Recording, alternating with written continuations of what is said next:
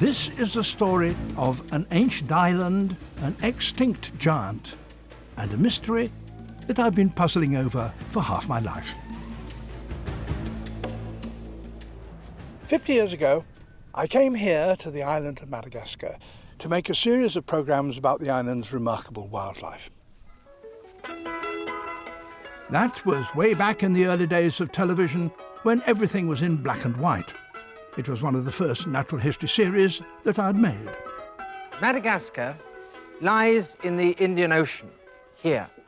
And even on a globe this size, it looks a tiny island, perhaps because it's dwarfed by this vast continent of Africa. But in fact, it's an immense island, over 1,000 miles long, bigger than the British Isles. I was astonished by the animals I saw. They were unlike anything living elsewhere. And while I was here, much to my surprise, I acquired an extraordinary object that has been one of my most treasured possessions ever since. Down in the south of the island, I found, lying in the desert sand, pieces of what looked like very thick eggshell.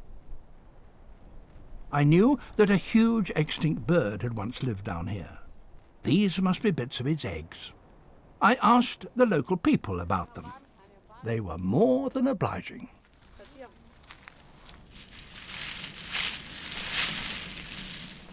The fragments were all small and could give little idea of the size of a complete egg. But then a young boy brought in these.